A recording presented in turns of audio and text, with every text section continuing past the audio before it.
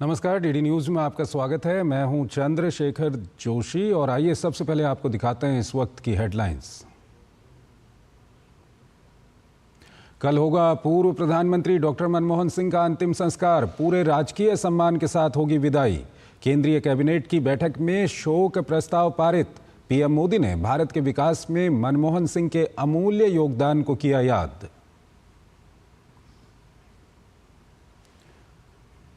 देश दुनिया से जारी है डॉक्टर मनमोहन सिंह को श्रद्धांजलि देने का सिलसिला। राष्ट्रपति, उपराष्ट्रपति, तमाम केंद्रीय मंत्रियों, कांग्रेस नेताओं ने घर जाकर दी श्रद्धांजलि। अमेरिका, रूस, फ्रांस समेत तमाम देशों से भी शोक संदेश। दिल्ली में बीजेपी और आम आदमी पार्टी में बढ़ा घमासान। बीजेपी ने आप पर बिजली के नाम पर लूट करने का लगाया आरोप। कहा उसके संघर्षों की वजह से लोगों को मिली पीपीएससी चार्ज में बढ़ी, लोगों का बिल होगा सस्ता।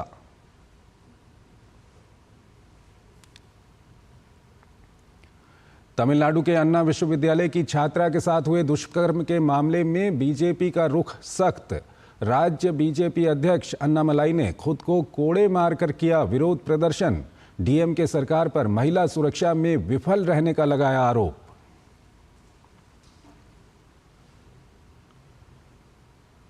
जर्मनी में समय से पहले चुनाव की घोषणा। राष्ट्रपति ने की संसद भंग। चांसलर ओलाफ शोल्ज की गठबंधन सरकार के विश्वास मत हारने के बाद हुआ फैसला।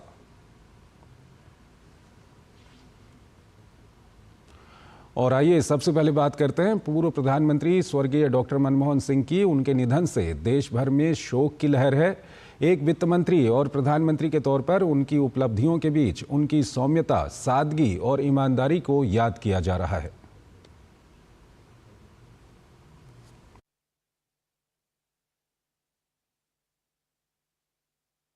भारत के पूर्व प्रधानमंत्री और देश में आर्थिक सुधारों के जनक डॉक्टर मनमोहन सिंह के निधन से देश का हर वर्ग, हर आम खास गम में है। न सिर्फ देश बल्कि दुनिया भर से लोग उन्हें श्रद्धांजलि अर्पित कर रहे हैं।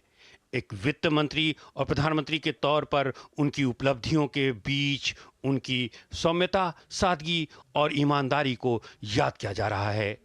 राष्ट्रपति द्रौपदी मुर्मू ने उनके आवास पहुंचकर पूर्व प्रधानमंत्री डॉक्टर मनमोहन सिंह को श्रद्धांजलि अर्पित की और उनके परिजनों के प्रति संवेदना व्यक्त की।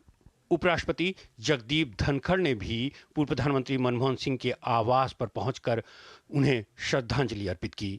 प्रधानमंत्री नरेंद्र मोदी ने शुक्रवार सुबह देश की ओर से पूर्व प्रधानमंत्री मनमोहन सिंह को भावभीनी श्रद्धांजलि अर्पित की। उन्होंने डॉक्टर सिंह को 1991 में भारत को नई दिशा देने सहित भारत के विकास में उनके अमूल्य योगदान को याद किया। पीएम मोदी ने एक वीडियो संदेश में कहा कि डॉक्टर मनमोहन सिंह का निधन देश के लिए बहुत बड़ी क्षति है और देश के विकास में उनके योगदान को हमेशा याद किया जाएगा। एक अर्थशास्त्री के रूप में उन्होंने अलग अलग स्तर पर भारत सरकार में अनेक सेवाएं दी। एक चुनौतीपूर्ण समय में उन्होंने रिजर्व बैंक के गवर्नर की भूमिका निभाई। पूर्व प्रधानमंत्री, भारत रत्न श्री पीवी नरसिम्हा राव जी की सरकार के वित्त मंत्री रहते हुए उन्होंने वित्तीय संकट से घिरे देश को एक नई अर्थव्यवस्था के मार्ग पर प्रशस्त किया। प्रधानमंत्री नरेंद्र मोदी ने संसद में मनमोहन सिंह के साथ अपनी आखिरी मुलाकात को भी याद किया और उन्हें पार्टी लाइन से परे एक आकर्षक व्यक्तित्व बताया। दुनिया के प्रतिष्ठित संस्थानों की शिक्षा लेने और सरकार के अनेक शीर्ष पदों पर रहने के बाद भी वो अपनी सामान्य पृष्ठभूमि के मूल्यों को कभी भी नहीं भूले। दलगत राजनीति से ऊपर उठकर उन्होंने हमेशा हर दल के व्यक्ति से संपर्क रखा, सबके लिए सहज उपलब्ध रहे। 92 साल के मनमोहन सिंह को गुरुवार की शाम तबीयत बिगड़ने पर दिल्ली के अखिल भारतीय आयुर्विज्ञान संस्थान यानी एम्स में भर्ती कराया गया था, जहां उन्होंने आखिरी सांस ली। 90 के दशक की शुरुआत में दम तोड़ती भारतीय अर्थव्यवस्था को वित्त मंत्री के रूप में डॉक्टर मनमोहन सिंह ने आर्थिक सुधारों के जरिए नया जीवन दिया। प्रधानमंत्री के तौर पर भी डॉक्टर सिंह के कामों ने एक ऐसी जमीन तैयार की जिस पर चलकर भारत आज दुनिया की महाशक्ति बनने की ओर अग्रसर है। राजेश राज, कुमार आलोक, चंद्रशेखर के साथ ब्यूरो रिपोर्ट, डीडी न्यूज़। केंद्रीय कैबिनेट की बैठक में डॉक्टर मनमोहन सिंह की स्मृति में शोक प्रस्ताव पारित किया गया। कैबिनेट ने सरकार और संपूर्ण राष्ट्र की ओर से शोक संतप्त परिवार के प्रति अपनी गहरी संवेदना व्यक्त की। तमाम केंद्रीय मंत्रियों और नेताओं ने मनमोहन सिंह को श्रद्धांजलि दी। प्रधानमंत्री नरेंद्र मोदी की अध्यक्षता में कैबिनेट ने पूर्व प्रधानमंत्री डॉक्टर मनमोहन सिंह की स्मृति में शोक प्रस्ताव पारित किया। कैबिनेट ने 2 मिनट का मौन रखकर डॉक्टर मनमोहन सिंह को श्रद्धांजलि दी। कैबिनेट ने अपने शोक प्रस्ताव में कहा कि कैबिनेट भारत के पूर्व प्रधानमंत्री डॉक्टर मनमोहन सिंह के 26 दिसंबर 2024 को अखिल भारतीय आयुर्विज्ञान संस्थान नई दिल्ली में हुए निधन पर गहरा दुख व्यक्त करता है। डॉक्टर मनमोहन सिंह ने हमारे राष्ट्रीय जीवन पर अपनी अमिट छाप छोड़ी है। उनके निधन से राष्ट्र ने एक महत्वपूर्ण राजनेता, प्रख्यात अर्थशास्त्री और एक प्रतिष्ठित नेता खो दिया है। सरकार और संपूर्ण राष्ट्र की ओर से कैबिनेट शोक संतप्त परिवार के प्रति अपनी गहरी संवेदना व्यक्त करता है। डॉक्टर मनमोहन सिंह के निधन पर 1 जनवरी 2025 तक 7 दिनों का राजकीय शोक घोषित किया गया है। इस शोक अवधि के दौरान पूरे देश में राष्ट्रीय ध्वज आधा झुका रहेगा। विदेश स्थित सभी भारतीय मिशनों, उच्चायोगों में भी 1 जनवरी 2025 तक 7 दिनों के लिए राष्ट्रीय ध्वज आधा झुका रहेगा। डॉक्टर मनमोहन सिंह का अंतिम संस्कार राजकीय सम्मान के साथ किया जाएगा। अंतिम संस्कार के दिन केंद्र सरकार के सभी कार्यालय और केंद्रीय सार्वजनिक उपक्रमों में आधे दिन का अवकाश होगा। तमाम केंद्रीय मंत्रियों और नेताओं ने मनमोहन सिंह को श्रद्धांजलि दी। केंद्रीय गृह मंत्री अमित शाह और भाजपा अध्यक्ष जेपी नड्डा ने भी पूर्व प्रधानमंत्री डॉक्टर मनमोहन सिंह को उनके आवास पर पहुंचकर श्रद्धांजलि दी। रक्षा मंत्री राजनाथ सिंह ने भी मनमोहन सिंह को श्रद्धांजलि दी। कांग्रेस के राष्ट्रीय अध्यक्ष मल्लिकार्जुन खड़गे ने मनमोहन सिंह को श्रद्धांजलि अर्पित की। उन्होंने सोशल मीडिया प्लेटफॉर्म एक्स पर एक पोस्ट कर कहा कि राष्ट्र के प्रति उनकी विशिष्ट सेवा और असाधारण योगदान को हमेशा याद किया जाएगा। कांग्रेस नेता राहुल गांधी ने पूर्व प्रधानमंत्री डॉक्टर मनमोहन सिंह को दिल्ली उनके आवास जाकर श्रद्धांजलि अर्पित की। राहुल गांधी के साथ इस दौरान सोनिया गांधी और प्रियंका गांधी के साथ कांग्रेस के अन्य नेता भी मौजूद थे। कांग्रेस नेता प्रियंका गांधी ने पूर्व प्रधानमंत्री डॉक्टर मनमोहन सिंह को भावभीनी श्रद्धांजलि दी। उन्होंने डॉक्टर मनमोहन सिंह को अपना अभिभावक और मार्गदर्शक बताया। उन्होंने कहा कि डॉक्टर मनमोहन सिंह सेवा, सादगी और समर्पण की मिसाल थे। उनके जाने से आज करोड़ों आंखें नम हैं।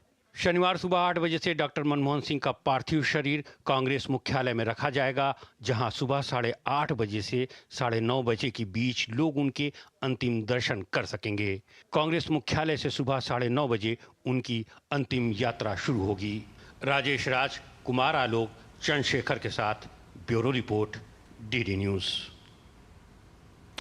डॉक्टर मनमोहन सिंह एक ऐसे प्रधानमंत्री थे जिन्हें न केवल उनके विजन के लिए जाना जाता है, जिसने भारत को आर्थिक रूप से सशक्त बनाने में बड़ा योगदान दिया, बल्कि उनकी कड़ी मेहनत और उनके मृदुभाषी व्यवहार के लिए उन्हें जाना जाता है। एक ऐसे प्रधानमंत्री जिन्हें न केवल उन छलांगों और सीमाओं को तोड़ने के लिए याद किया जाएगा जिनसे उन्होंने न केवल भारत को आगे बढ़ाया, बल्कि एक विचारशील और ईमानदार व्यक्ति के रूप में भी हमेशा उनको याद किया जाएगा।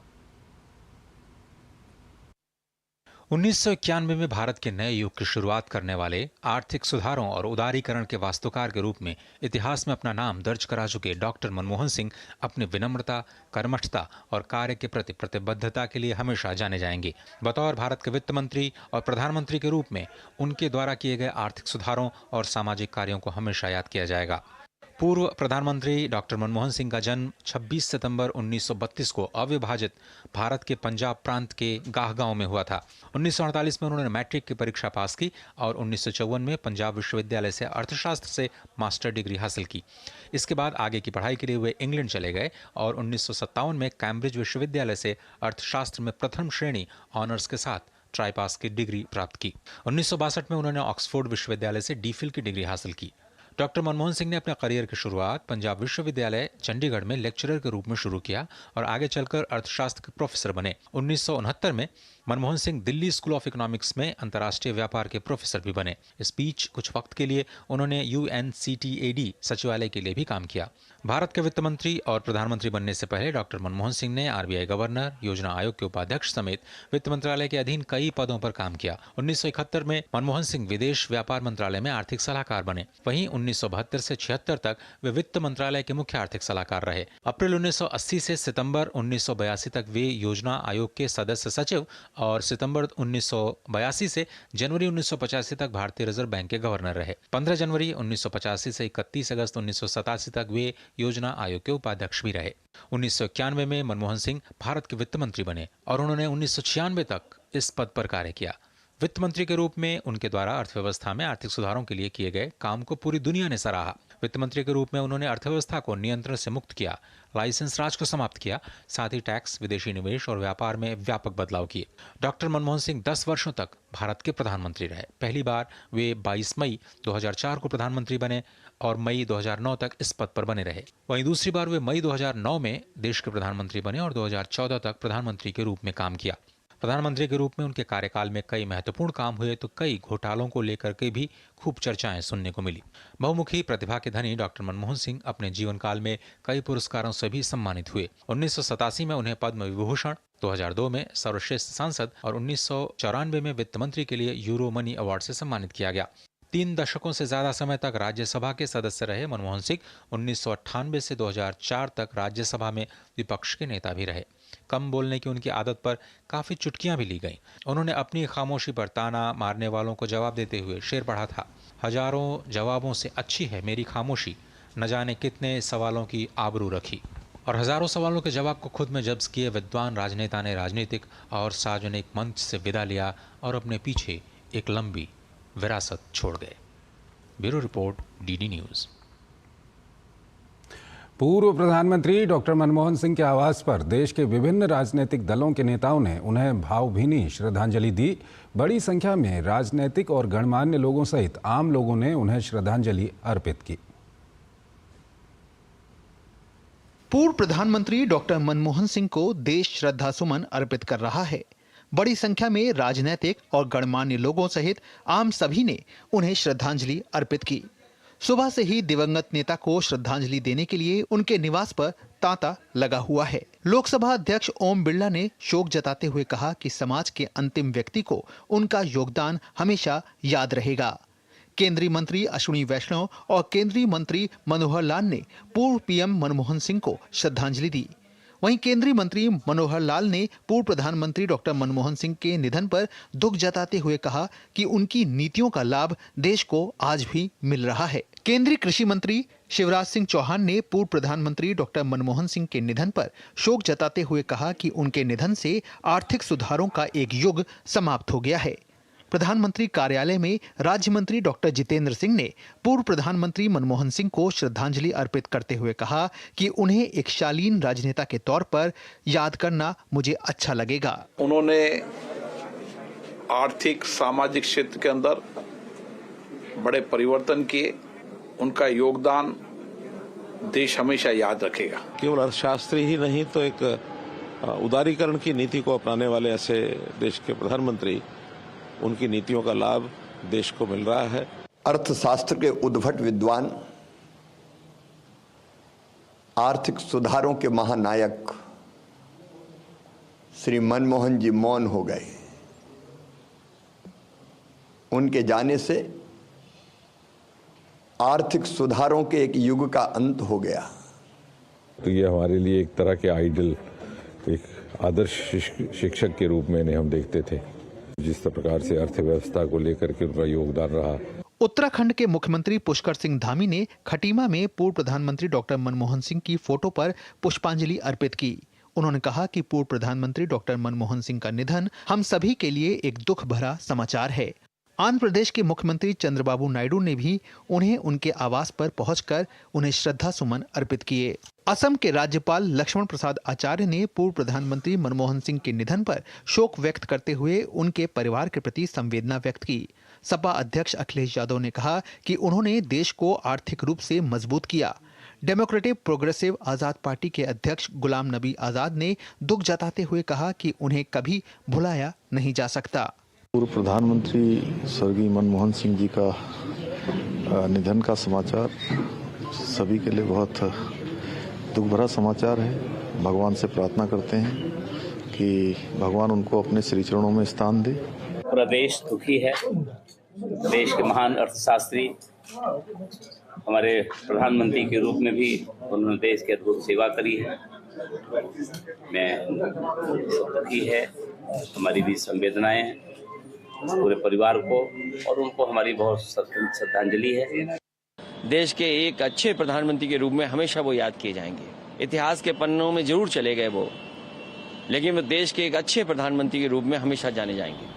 एक ऐसे समय पे उन्होंने इकोनॉमिक लिबरलाइजेशन लाया कि जब देश पूरी दुनिया नीचे जा रही थी और हिंदुस्तान ऊपर उठ गया था। पूर्व प्रधानमंत्री डॉक्टर मनमोहन सिंह को उनके आवास पर श्रद्धांजलि अर्पित की जा रही है।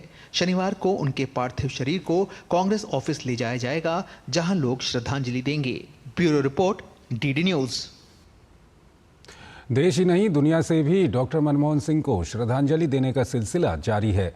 अमेरिका, रूस, फ्रांस समेत तमाम देशों से शोक संदेश आ रहे हैं और लोग मनमोहन सिंह के योगदान को याद कर रहे हैं। पूर्व प्रधानमंत्री डॉक्टर मनमोहन सिंह के निधन पर दुनिया भर से शोक संदेश आ रहे हैं। दुनिया के कई नेताओं ने पूर्व पीएम डॉक्टर मनमोहन सिंह के निधन पर श्रद्धांजलि देते हुए शोक जताया है। पड़ोसी देशों मालदीव और अफगानिस्तान सहित रूस, चीन, फ्रांस और अमेरिका समेत कई देशों के नेताओं ने उनके योगदान और उनके देशों के साथ अच्छे संबंधों पर प्रकाश डाला। अमेरिका ने पूर्व प्रधानमंत्री डॉक्टर मनमोहन सिंह के निधन पर शोक व्यक्त किया है। अमेरिका ने मनमोहन सिंह को अमेरिका भारत रणनीतिक साझेदारी के सबसे बड़े समर्थकों में से एक बताया। अमेरिका ने कहा कि पिछले 2 दशकों में हासिल की गई अधिकांश उपलब्धियों की मनमोहन सिंह द्वारा नींव रखी गई थी। पूर्व प्रधानमंत्री मनमोहन सिंह के निधन पर फ्रांस के राष्ट्रपति इमैनुअल मैक्रों ने कहा कि डॉक्टर मनमोहन सिंह के रूप में भारत ने एक महान व्यक्ति और फ्रांस ने एक सच्चा मित्र खो दिया है। उन्होंने अपना जीवन देश के लिए समर्पित किया। हमारी संवेदनाएं उनके परिवार और भारत के लोगों के साथ है। नेपाल के प्रधानमंत्री केपी शर्मा ओली ने भी डॉक्टर मनमोहन सिंह के निधन पर गहरा दुख जताते हुए सोशल मीडिया प्लेटफॉर्म एक्स पर लिखा कि एक दूरदर्शी नेता, उनकी बुद्धिमत्ता, विनम्रता और समर्पण ने भारत को प्रेरित किया। नेपाल लोकतंत्र और स्थायी मित्रता के लिए उनके समर्थन को हमेशा याद रखेगा। चीन ने भी पूर्व प्रधानमंत्री डॉक्टर मनमोहन सिंह को श्रद्धांजलि अर्पित की। चीन के विदेश मंत्री की प्रवक्ता माओ निंग ने कहा कि मनमोहन सिंह भारत के एक वरिष्ठ राजनेता और प्रसिद्ध अर्थशास्त्री थे और उन्होंने भारत चीन संबंधों के विकास में सकारात्मक योगदान दिया था। इसके साथ ही भारत में रूस के राजदूत डेनिस अलीपो ने भी पूर्व पीएम मनमोहन सिंह के निधन पर शोक जताया। उन्होंने कहा कि डॉक्टर मनमोहन सिंह का निधन भारत और रूस के लिए बेहद दुखद है। साथ ही उन्होंने कहा कि डॉक्टर सिंह का योगदान भारत और रूस के द्विपक्षीय संबंधों में अतुलनीय था। उनका सौम्य व्यवहार और एक अर्थशास्त्री के रूप में उनकी विशेषज्ञता हमेशा सराही जाएगी। भारत में इजराइल के राजनयिक रेउवेन अजार ने पूर्व प्रधानमंत्री डॉक्टर मनमोहन सिंह के निधन पर शोक व्यक्त किया है। अजार ने कहा कि वे भारत के महान राष्ट्र के इतिहास के एक महान नेता थे। इस दुख की घड़ी में हमारी संवेदनाएं और प्रार्थनाएं डॉक्टर मनमोहन सिंह के परिवार और भारतीय लोगों के साथ हैं। अफगानिस्तान के पूर्व राष्ट्रपति हामिद करजई ने एक पोस्ट में कहा कि भारत ने अपने सबसे शानदार बेटों में से एक को खो दिया है। उन्होंने पूर्व पीएम को अफगानिस्तान के लोगों का अटूट सहयोगी और दोस्त बताते हुए उनके निधन पर गहरा शोक व्यक्त किया। करजई ने कहा, मैं, उनके परिवार, सरकार और भारत के लोगों के प्रति अपनी गहरी संवेदना व्यक्त करता हूं। कनाडा के पूर्व प्रधानमंत्री स्टीफन हार्पर ने मनमोहन सिंह के निधन पर दुख जताते हुए सोशल मीडिया पर एक पोस्ट साझा किया। इस पोस्ट में हार्पर ने लिखा, मेरे पूर्व सहयोगी मनमोहन सिंह के निधन की खबर से मैं दुखी हूँ। वे अद्भुत बौद्धिक समझ वाले नेता थे। लॉरीन और मैं उनके परिवार और दोस्तों के प्रति संवेदना व्यक्त करते हैं। पूर्व प्रधानमंत्री मनमोहन सिंह के निधन पर मालदीव के पूर्व राष्ट्रपति मोहम्मद नशीद ने भी दुख जताया है। उन्होंने कहा कि डॉक्टर मनमोहन सिंह एक दयालु, अभिभावक और मालदीव के अच्छे मित्र थे। ईरान ने भी उनके निधन पर शोक व्यक्त किया। दिल्ली स्थित ईरान के दूतावास ने कहा, डॉक्टर मनमोहन सिंह बेहद सम्मानित नेता थे, जिन्होंने ईरान भारत के ऐतिहासिक संबंधों को बढ़ावा देने में महत्वपूर्ण भूमिका निभाई। भूटान के प्रधानमंत्री शेरिंग तोग्बे ने भी डॉक्टर मनमोहन सिंह के निधन पर शोक व्यक्त किया है। सोशल मीडिया पर डॉक्टर मनमोहन सिंह के साथ मुलाकात की तस्वीर शेयर करते हुए उन्होंने लिखा, डॉक्टर मनमोहन सिंह के निधन से हम बेहद दुखी हैं। वे एक असाधारण राजनेता और भूटान के प्रिय मित्र थे। उनकी बुद्धिमत्ता, करुणा और नेतृत्व ने कई लोगों के जीवन को प्रभावित किया और दोनों देशों के बीच संबंधों को भी मजबूत किया। दलाई लामा ने भी डॉक्टर मनमोहन सिंह की पत्नी गुरशरण कौर के लिए एक संदेश लिखा। उन्होंने कहा कि मनमोहन सिंह मेरे लिए एक बड़े भाई की तरह थे। गुरशरण कौर को लिखे संदेश में दलाई लामा ने कहा, मनमोहन सिंह तिब्बती लोगों के अच्छे दोस्त थे। वे दूसरों की मदद करने के लिए हमेशा तैयार रहते थे। Bureau report, DD news. और आइए अब बात करते हैं दिल्ली की सियासत की, जहां आम आदमी पार्टी को एक साथ कई मोर्चों पर चुनौतियों का सामना करना पड़ रहा है। नित नए आरोपों का सामना कर रहे अरविंद केजरीवाल पर बिजली कंपनियों से सांठगांठ कर आम जनता की जेबें ढीली करने का आरोप बीजेपी ने लगाया है। इसके अलावा आगामी विधानसभा चुनाव में वोटों के लिए अवैध घुसपैठियों को शरण देने का आरोप भी केजरीवाल पर चस्पा किया गया है। दिल्ली में विधानसभा चुनावों के ऐलान से पहले सत्ताधारी आम आदमी पार्टी और अरविंद केजरीवाल की मुश्किलें बढ़ती जा रही हैं।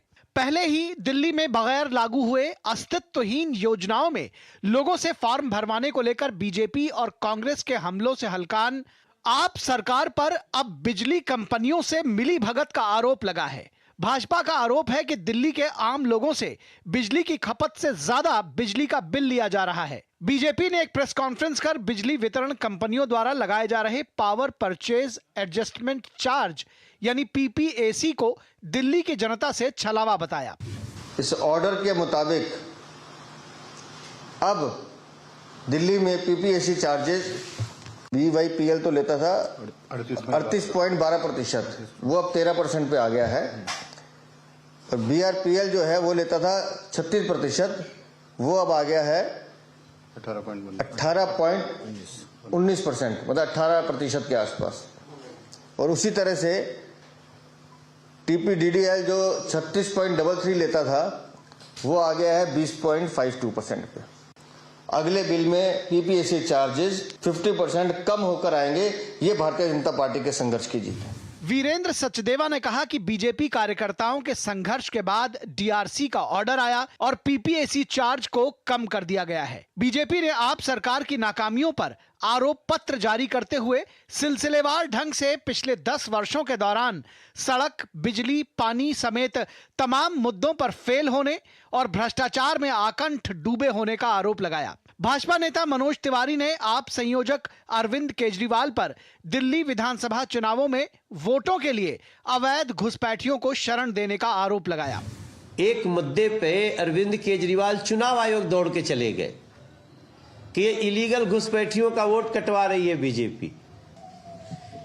इलीगल घुसपैठिए हमारे देश की एकता के लिए, हमारे देश की सुरक्षा के लिए एक बहुत बड़े खतरा है। गौरतलब है कि दिल्ली में फर्जी वोटर आईडी मामले को लेकर पुलिस ने शाहीन बाग ओखला इलाके में 4 लोगों के खिलाफ केस दर्ज किया है। पहले से ही फर्जी मतदाता और फर्जी आवेदनकर्ताओं की पहचान की मांग कर रही बीजेपी ने इस कार्रवाई का स्वागत किया है। आम आदमी पार्टी की चुनौती सिर्फ बीजेपी से ही मुकाबला करने की नहीं है, बल्कि कांग्रेस के साथ वह जिस जुबानी जंग और कानूनी लड़ाई में फंसती नजर आ रही है, उसका असर इंडी गठबंधन पर भी साफ नजर आ रहा है।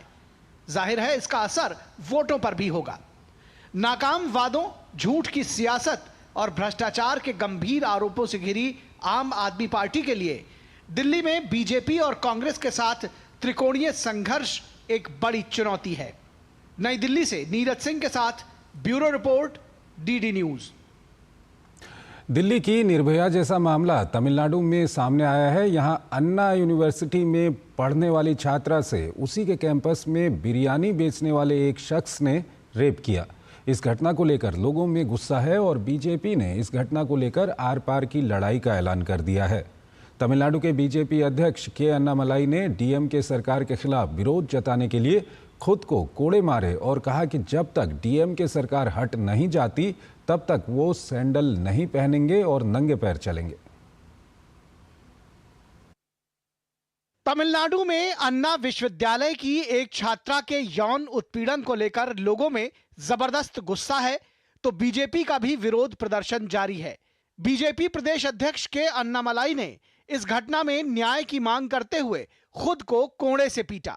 खुद को कोड़ा मारकर और चप्पल ना पहनने की कसम लेकर अन्नामलाई ने डीएमके सरकार को सत्ता से उखाड़ने का प्रण लिया है। उनका ऐलान है कि वो द्रमुक सरकार के हटने तक चप्पल जूते नहीं पहनेंगे और नंगे पैर ही चलेंगे। अन्नामलाई ने कहा कि खुद को कोड़ा मारना, स्वयं को कठिन अनुष्ठानों से गुजारना तमिल संस्कृति का हिस्सा है। उनका यह विरोध राज्य में बढ़ रहे अन्याय के खिलाफ एक संकल्प है।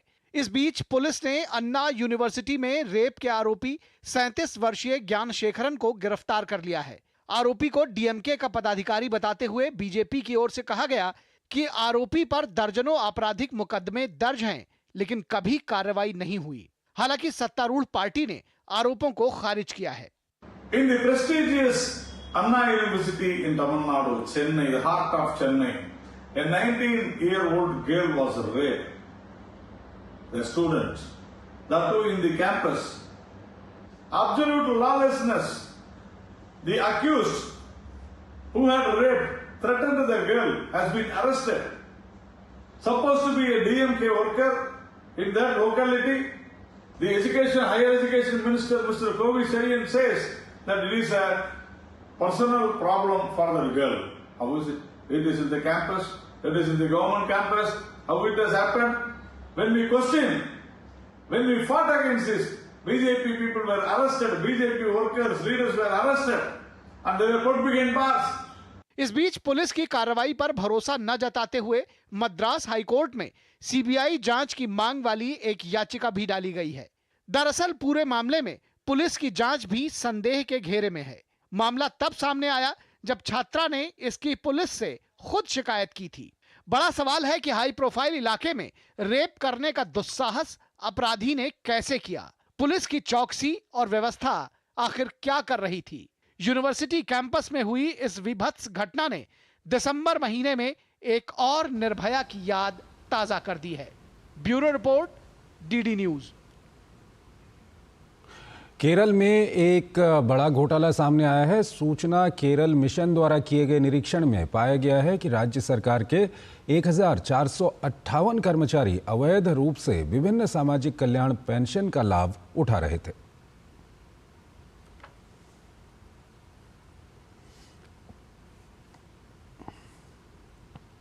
संभल के चंदौसी में भारतीय पुरातत्व सर्वेक्षण का सर्वे लगातार 7वें दिन भी जारी है। चंदौसी में खुदाई के दौरान मिली रानी की बावड़ी की खुदाई में अब तक 16 सीढ़ियां, 4 गलियारे नुमा कमरे और प्रथम तल का फर्श साफ दिखाई दे रहा है।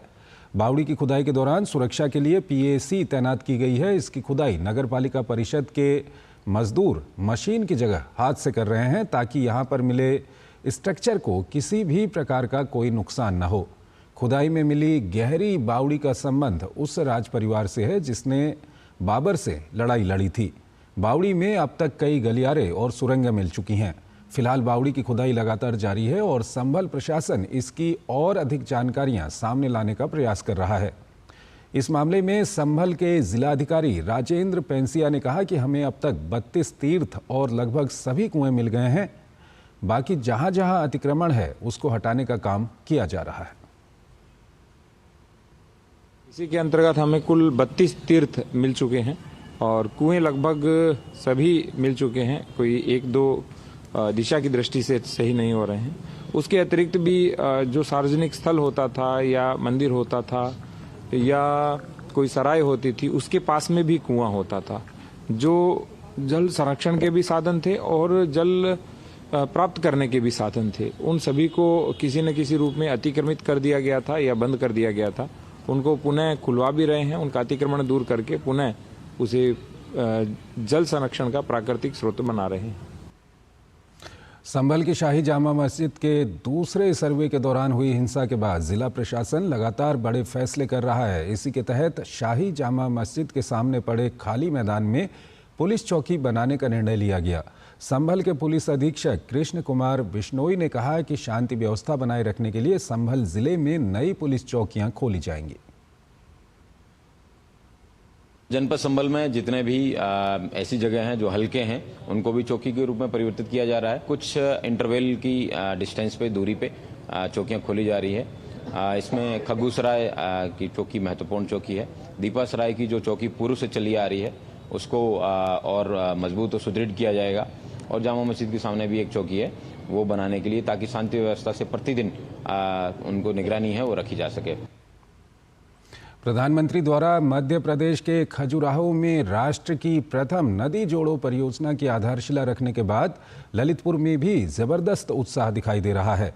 बुंदेलखंड की 44,000 करोड़ की केन बेतवा लिंक परियोजना से ललितपुर जनपद में बेतवा नदी से जुड़े पर्यटन स्थलों पर पर्यटकों की आवाजाही बढ़ेगी। जनपद वासियों को बांधों से लगातार पेयजल की आपूर्ति के साथ साथ किसानों की बोई गई फसलों के लिए पानी की उपलब्धता भी रहेगी। ललितपुर में पर्यटन एवं कृषि से जुड़े व्यवसायियों का मानना है कि केन बेतवा लिंक परियोजना बुंदेलखंड के लिए मील का पत्थर साबित होगी।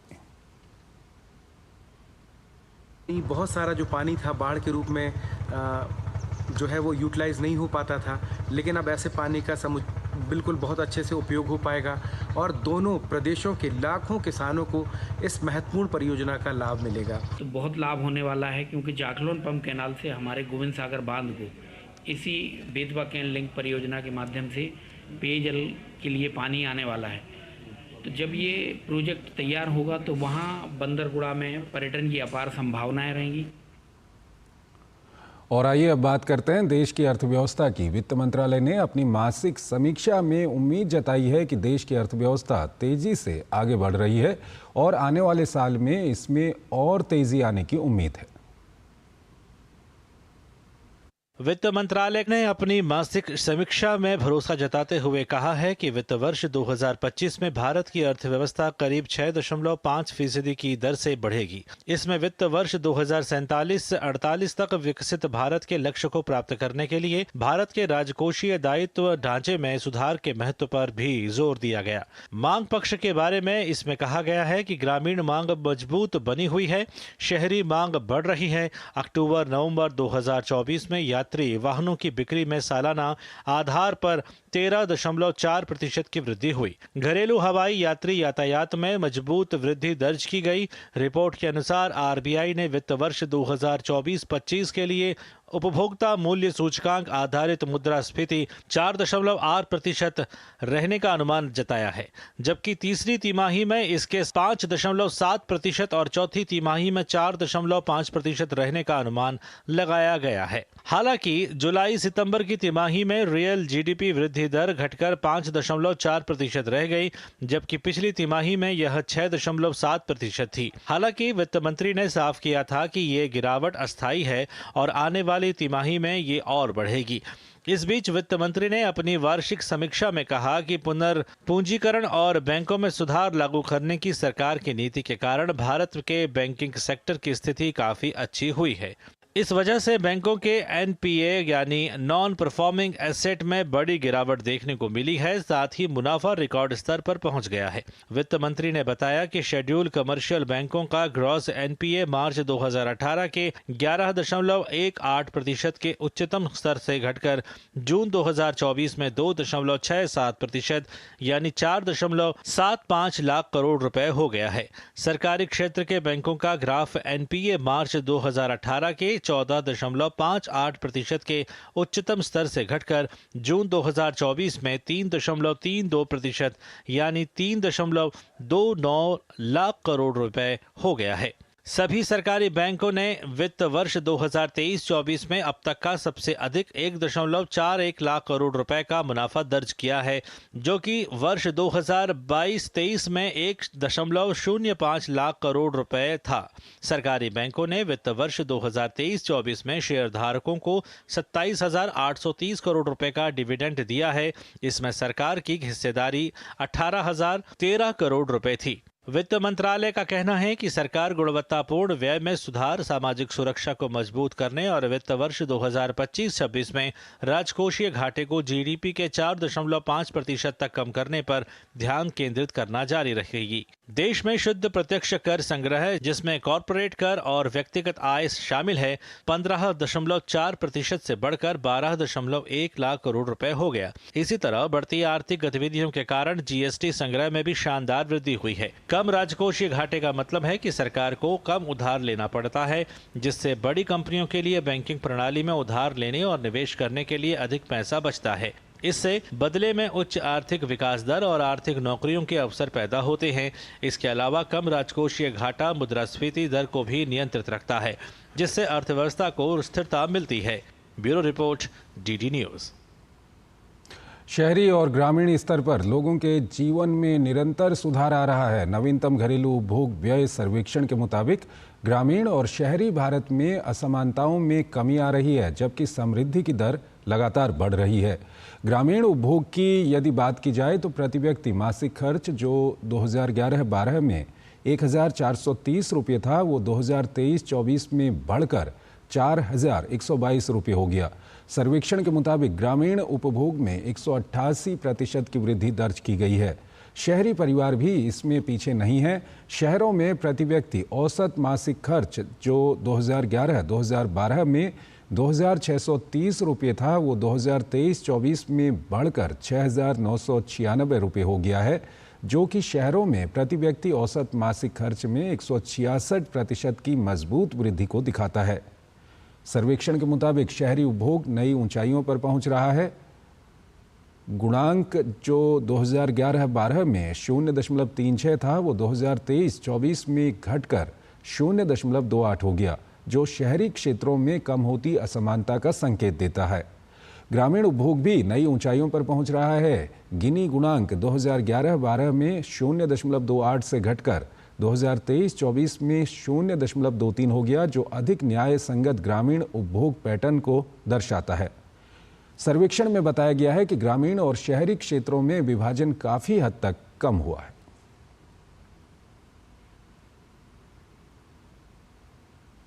गोवा के मनोहर अंतर्राष्ट्रीय हवाई अड्डे को भारत के सर्वश्रेष्ठ घरेलू हवाई अड्डे के प्रतिष्ठित खिताब से सम्मानित किया गया है।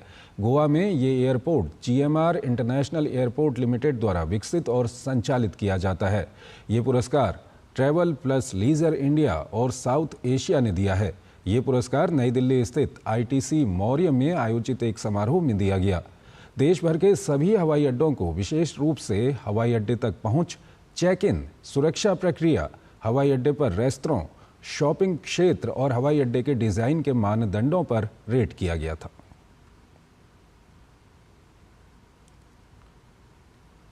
दिल्ली में आज झमाझम बरसात हुई है और इसके साथ ही पारा और नीचे लुढ़क गया है। पूरे देश भर में क्या है मौसम का हाल, ये रिपोर्ट देखिए। देश का उत्तरी भाग इन दिनों भीषण शीतलहर की चपेट में है। जम्मू कश्मीर और हिमाचल में जोरदार बर्फबारी हो रही है। वहीं कुछ मैदानी इलाकों में तेज बारिश के साथ ओलावृष्टि भी हुई है। जम्मू कश्मीर और हिमाचल के कई क्षेत्रों में जमकर बर्फबारी हो रही है। जम्मू कश्मीर के श्रीनगर, बारामूला, सोनमर्ग और हिमाचल के शिमला में भारी बर्फबारी हो रही है। श्रीनगर घाटी में सीजन की पहली बर्फबारी से पर्यटक खुश दिख रहे हैं। पर्यटक मौसम की बर्फबारी का जमकर लुत्फ उठा रहे हैं।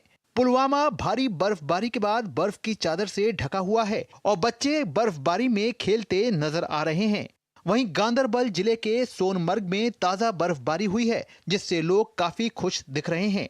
पहाड़ों में हो रही बर्फबारी से जम्मू कश्मीर और हिमाचल का तापमान गिरने से ठंडक बढ़ने के आसार हैं।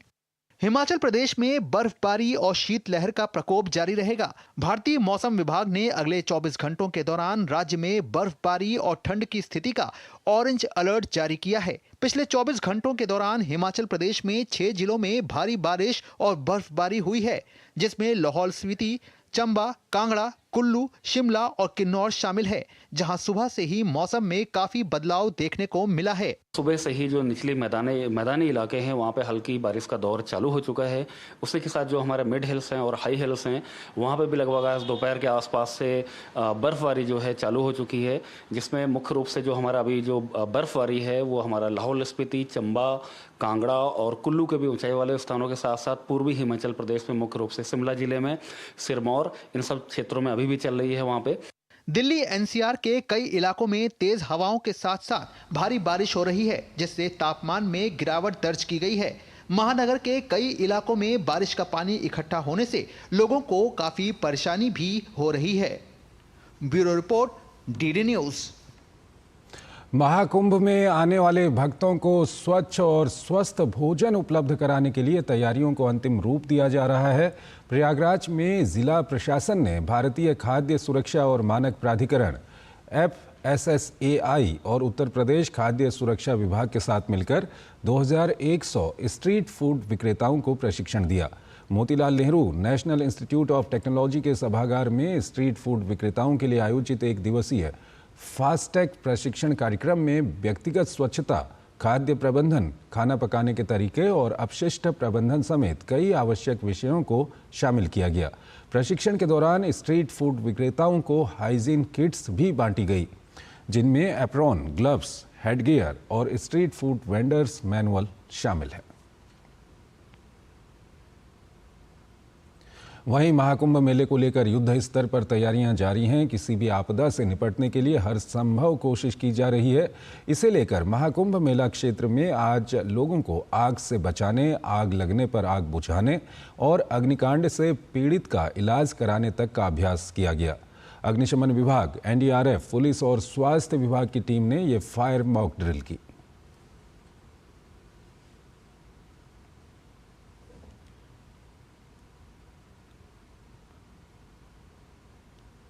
महाराष्ट्र पुलिस ने अवैध बांग्लादेशी घुसपैठियों के खिलाफ कार्रवाई में बड़ी सफलता हासिल की है। स्थानीय पुलिस की मदद से महाराष्ट्र ATS ने नवी मुंबई, ठाणे और सोलापुर में अवैध रूप से रह रहे 13 बांग्लादेशी नागरिकों को गिरफ्तार किया है।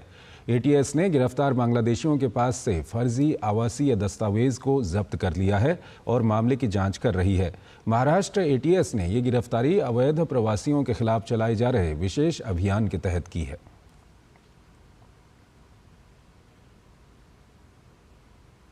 झारखंड के गिरिडीह में NIA ने भारतीय कम्युनिस्ट पार्टी माओवादी से जुड़े मामले में विभिन्न जगहों पर तलाशी अभियान चलाया। NIA ने संदिग्धों और ओवरग्राउंड वर्कर्स घरों पर छापेमारी की और घरों की तलाशी ली और मोबाइल और सिम कार्ड को जब्त कर लिया। NIA की टीम ने छत्तीसगढ़ के गरियाबंद और धमतरी जिलों के संवेदनशील इलाके में 11 संदिग्ध ठिकानों पर सर्च ऑपरेशन चलाया। टीम ने नक्सली पर्चे, बुकलेट, मोबाइल फोन, कुछ मशीनें और 1.5 लाख रुपये नकद बरामद किए। भारतीय महिला क्रिकेट टीम ने वेस्टइंडीज के खिलाफ 3 मैच की वनडे सीरीज को 3-0 से अपने नाम कर लिया है। बड़ोदरा में खेले गए मुकाबले में भारत ने वेस्टइंडीज को 5 विकेट से हरा दिया। इस मैच में वेस्टइंडीज ने टॉस जीता और पहले बल्लेबाजी करने का फैसला किया। वेस्टइंडीज की टीम 38 ओवर 5 गेंदों में 162 रन पर सिमट गई। भारत की ओर से दीप्ति शर्मा ने 6 जबकि रेणुका सिंह ने 4 विकेट हासिल किए। वेस्टइंडीज की तरफ से सबसे ज्यादा रन चिनले हेनरी ने बनाए। उन्होंने 61 रन की पारी खेली। भारत ने 163 रन के लक्ष्य को 28 ओवर 2 गेंदों में 5 विकेट खोकर 167 रन बनाकर हासिल कर लिया। भारत की ओर से दीप्ति शर्मा ने 39 रन बनाए, वहीं हरमनप्रीत कौर ने 32 रन बनाए।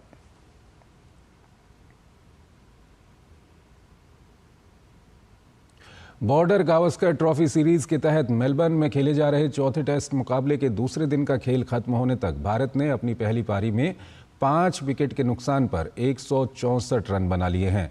ऋषभ पंत 6 तो वहीं रविंद्र जडेजा 4 रन बनाकर क्रीज पर मौजूद हैं। भारत का पहला विकेट कप्तान रोहित शर्मा के रूप में गिरा, जो 3 के स्कोर पर पैट कमिंस का शिकार हुए। इसके थोड़ी ही देर बाद KL राहुल का विकेट भी पैट कमिंस ने लिया, जिन्हें 24 पर बोल्ड किया। हालांकि इसके बाद यशस्वी जायसवाल और विराट कोहली ने पारी को संभाला और तीसरे विकेट के लिए तेजी के साथ रन जोड़े। यशस्वी जायसवाल ने अर्धशतक लगाया। जायसवाल 82 के स्कोर पर रन आउट हुए। इसके थोड़ी देर बाद विराट कोहली भी 36 पर बोलैंड की गेंद पर एलेक्स कैरी को कैच थमा बैठे। इससे पहले ऑस्ट्रेलिया की पहली पारी 474 रन पर सिमट आई। ऑस्ट्रेलिया की ओर से स्टीवन स्मिथ ने सबसे ज्यादा 140 रन की पारी खेली। स्मिथ को आकाशदीप ने बोल्ड किया, वहीं कप्तान पैट कमिंस 49 रन बनाकर आउट हुए। भारत की ओर से जसप्रीत बुमराह ने 4 जबकि रविंद्र जडेजा ने 3 विकेट लिए।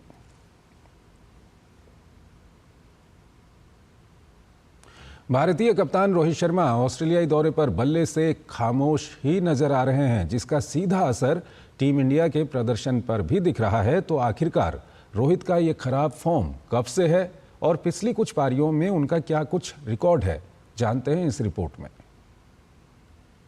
ऑस्ट्रेलियाई दौरे पर इस बार भारतीय दल का रंग फीका दिख रहा है। पर्थ टेस्ट में मिली कामयाबी के बाद टीम इंडिया के बैकफुट पर रहने का सिलसिला टूट नहीं रहा, लेकिन इससे भी बड़ी बात है कि कप्तान रोहित शर्मा का खराब फॉर्म, जो अब वाकई इस खिलाड़ी के लिए चिंता का बड़ा सबब बन गया है। आंकड़ों पर गौर करें तो रोहित शर्मा पिछली 14 टेस्ट पारियों में 11.07 की औसत से सिर्फ 155 रन बना सके हैं। इसमें सिर्फ एक अर्धशतक शामिल है। इस दौरान रोहित की पारियां 6, 5, 23, 8, 2, 52, 0, 8, 18, 11, 3, 6, 10 और 3 रन की रही हैं।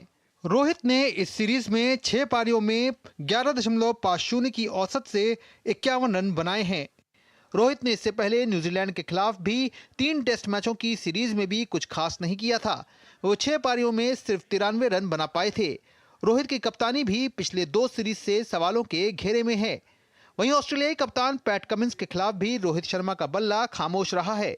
इस दौरे पर रोहित ने कमिंस का 3 पारियों में सामना किया, जिसमें वो सिर्फ 7 रन बना पाए। कमिंस ने इस दौरान उन्हें 3 बार आउट किया है।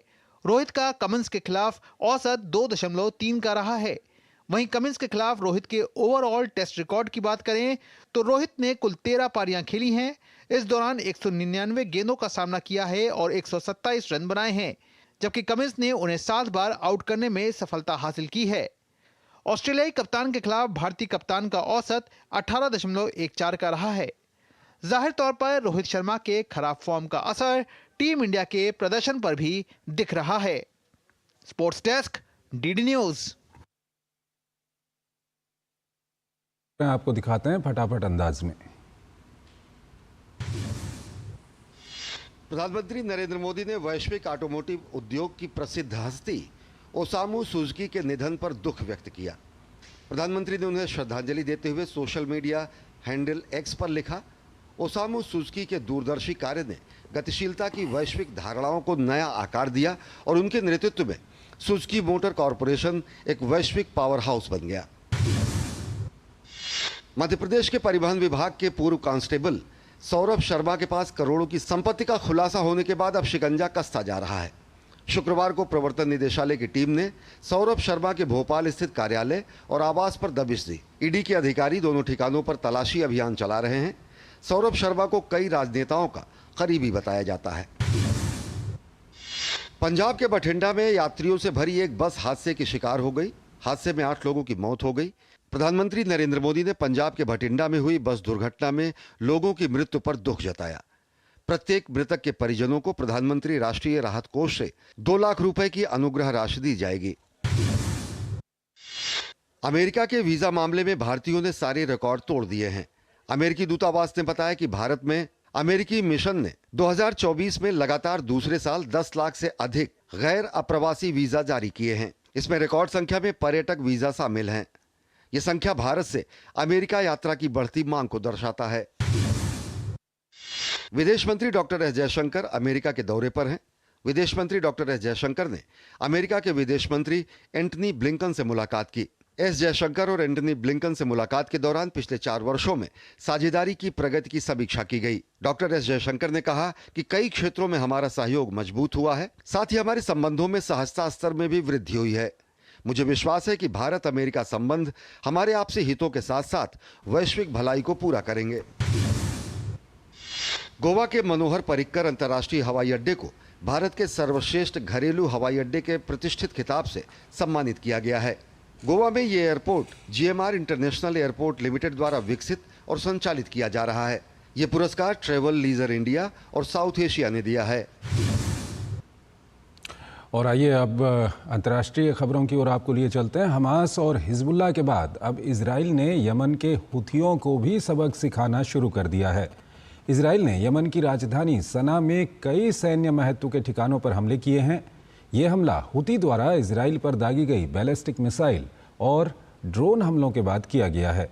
हुतियों के बढ़ते हमलों के बाद नेतन्याहू ने कहा था कि हुती भी वही सबक सीखेंगे जो हमास, हिजबुल्लाह, असद सरकार और अन्य लोगों ने सीखा है। ईरान प्रॉक्सी के बचे एकमात्र किले यमन के हुती समूह को जमींदोज करने के लिए इजराइल ने अब कमर कस ली है। गुरुवार को हुतियों के ठिकानों पर किए गए भीषण हमले से इजराइल के इरादों की झलक साफ मिलती है। इन हमलों में राजधानी सना के हवाई अड्डे, बिजली संयंत्र, बंदरगाह, शहर हुदैदा समेत दूसरे कई स्थानों को निशाना बनाया गया। हमले में हवाई अड्डे के कंट्रोल टावर के निष्क्रिय होने के बाद अब इसे बहाल कर दिया गया है। हमलों के कारण देश भर में आंशिक बिजली गुल हो जाने की भी बात कही जा रही है। इन हमलों में हुती समूह के कई ठिकाने ध्वस्त हो गए हैं। युद्ध स्तर के इस हमले में बड़ी संख्या में विमानों का इस्तेमाल किया गया। यमन पर इजराइल का अब तक का सबसे बड़ा हमला बताया जा रहा है। इस ऑपरेशन को अमेरिका के साथ समन्वय में अंजाम दिया गया। इजराइल का दावा है कि जिन स्थानों को निशाना बनाया गया है उनका इस्तेमाल ईरानी हथियारों के हस्तांतरण या ईरान के वरिष्ठ अधिकारियों के स्वागत के लिए किया जाता था। इजरायली प्रधानमंत्री नेतन्याहू ने कहा है कि हम ईरान के आतंक के हाथ को काटने के लिए प्रतिबद्ध हैं। यह हमला हुती द्वारा इजराइल पर दागी गई बैलिस्टिक मिसाइल और ड्रोन हमलों के एक दिन बाद हुआ है। हुतियों के बढ़ते हमलों के बाद नेतन्याहू ने कहा था कि हुती भी वही सबक सीखेंगे जो हमास, हिजबुल्लाह और असद सरकार व अन्य लोगों ने सीखा है। इस बीच विश्व स्वास्थ्य संगठन के महानिदेशक ने कहा है कि वे हमलों के दौरान हवाई अड्डे पर थे।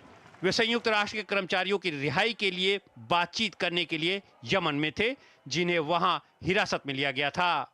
हुती समूह ने 2014 और 15 की शुरुआत में यमन की सत्ता पर कब्जा करने के बाद से देश के अधिकांश हिस्से को अपने नियंत्रण में ले लिया है। इजराइल हमास संघर्ष के बाद वे क्षेत्र में सैन्य रूप से अधिक सक्रिय हो गए हैं। यमन से काफी दूर इजराइल पर लगातार मिसाइलें दाग रहे हैं। इसके अलावा हुती लाल सागर में कमर्शियल जहाजों को भी निशाना बना रहे हैं। उनका कहना है कि इन हमलों का मकसद गाजा में चल रहे संघर्ष में फिलिस्तीनियों का समर्थन करना है। हमलों के जवाब में अमेरिका और उसके सहयोगी यमन में महत्वपूर्ण ठिकानों को निशाना बनाते रहे हैं। बांग्लादेश में शेख हसीना के शासन के अंत और अंतरिम सरकार के गठन के बाद अब देश में विपक्ष को कमजोर करने की बड़ी साजिश हो रही है। इसका एक उदाहरण रूपपुर परमाणु ऊर्जा परियोजना से जुड़े कथित भ्रष्टाचार में हसीना परिवार के नाम को लाना है। वहीं इन मामलों में रूसी और ब्रिटिश व्यक्तियों को भी निशाना बनाया जा रहा है। सत्ता परिवर्तन के बाद बांग्लादेश की अंतरिम सरकार ने शेख हसीना के खिलाफ जिस तरह से जांच और मुकदमों की ढेर लगा दी है, उसे बदले की भावना के साथ साथ किसी बड़ी साजिश की भी बू आ रही है।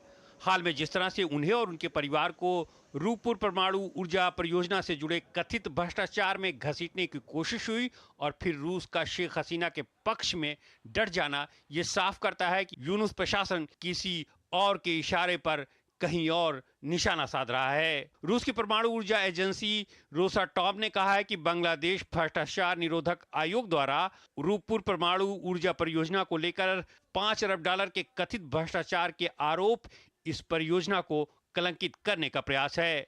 रोसाटॉम ने कहा कि करीब $12.65 अरब की परियोजना पूरी तरह से पारदर्शी है और वो अदालत में इस मामले का बचाव करने के लिए तैयार हैं। दरअसल भ्रष्टाचार निरोधक आयोग ने अपनी प्रारंभिक जांच में निर्माणाधीन परियोजना में लगभग $5 अरब की अनियमितता होने का दावा किया था। आयोग ने शेख हसीना, बेटे सजीब वाजेद और भांजी और ब्रिटेन के राजस्व मंत्री ट्यूलिप सिद्दीकी पर मलेशिया के अपतटीय बैंक खातों के जरिए 5 अरब डॉलर के गबन का आरोप लगाया है। मामले के सामने आने के बाद ब्रिटेन के कैबिनेट कार्यालय की कमेटी ने ट्यूलिप सिद्दीकी से पूछताछ की। प्रधानमंत्री कीर स्टारमर ने इस संबंध में ट्यूलिप सिद्दीकी को पूर्ण समर्थन दिया। निर्माणाधीन ये परियोजना ढाका से 160 किलोमीटर दूर स्थित है। परियोजना को लेकर रूस और बांग्लादेश के बीच 2015 में समझौता हुआ। 17 में निर्माण कार्य शुरू हुआ। परियोजना की पहली इकाई के 2025 में पूरी होने की उम्मीद है। परियोजना के पूरी तरह से चालू हो जाने के बाद 2400 मेगावाट बिजली का उत्पादन होगा। यूक्रेन युद्ध के बाद रूस पर लगे पश्चिमी देशों के प्रतिबंधों के कारण ये परियोजना काफी सुर्खियों में रही, लेकिन रूस ने हर हाल में इसे पूरा करने का भरोसा दिया। एक समझौते के तहत 2018 में भारत भी इस परियोजना से जुड़ गया। बहरहाल सवाल उठने लगे हैं कि हसीना के बहाने अपने आकाओं के इशारे पर यूनुस कहीं अपनी कुर्सी बचाने की जद्दोजहद में जुटे हैं या फिर तीसरी ताकतों के दबाव में अपने 2 मित्र देशों के साथ संबंधों को ताक पर रखना चाह रहे हैं। तो इस बुलेटिन में फिलहाल इतना ही। आप बने रहिए डीडी न्यूज़ के साथ। नमस्कार।